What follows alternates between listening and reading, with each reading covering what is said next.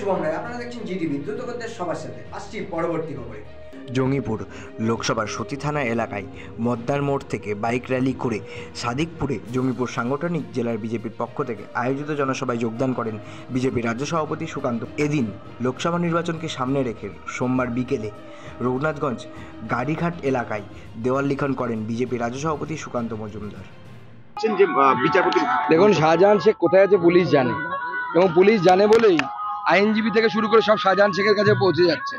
খাওয়া দাওয়া পৌঁছচ্ছে, আর অনেক কিছু পৌঁছচ্ছে। আমাদের কাছেও তো খবর পৌঁছয়। শাহজাহান শেখকে পুলিশই লুকিয়ে রেখেছে, এবং তৃণমূল কংগ্রেসের নেতাদের কথাই লুকিয়ে রেখেছে। পুলিশ ধরতে না পারলে বলে দিক, কেন্দ্র সরকার ব্যবস্থা করে নেব। বলছি, শাহজাহানের বিরুদ্ধে করা মামলার মানে হত্যার যে চেষ্টা, সেটা যুক্ত করা উচিত ছিল, এবং 1000 জনের মধ্যে 4 জনকে মাত্র গ্রেপ্তার করা হয়েছে। রাজ্য সরকার পুলিশের উপরে দেখুন, রাজ্য সরকার পুলিশের উপরে না কোর্টের ভরসা আছে, না জনগণের ভরসা আছে। কারো ভরসা নেই, জনগণও ভরসা করে না। জানেন ওখানে রোহিঙ্গাদের সাম্রাজ্য চলে, বাংলাদেশ থেকে যেটা ঠিক করে দেওয়া হয় সেটা হয়। কেন্দ্র সরকার থেকে এখনো পর্যন্ত কত টাকা পাঠানো হয়েছে তার একটা সূচি রাজ্য সরকারকে দিতে বলুন। আর সেই টাকা কোথায় গেছে? রাজ্য সরকার এর আগে ভাটিবার গ্রাস লাগিয়েছে, ঘাস খুঁজে পাবেন একটা? প্রত্যেক বছর বোল্ডার ফেলা হয়, কোথায় যায় বোল্ডার?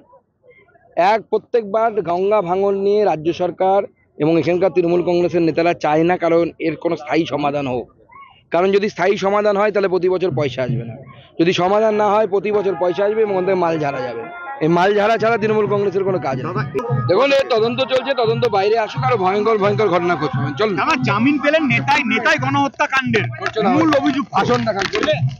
আপনারা এতক্ষণ দেখছিলেন জিটিভি, দ্রুত করতে সবার সাথে। জিটিভির নতুন নতুন খবরের আপডেট পেতে এক্ষুনি লগ ইন করুন www.gtvlivenews.com।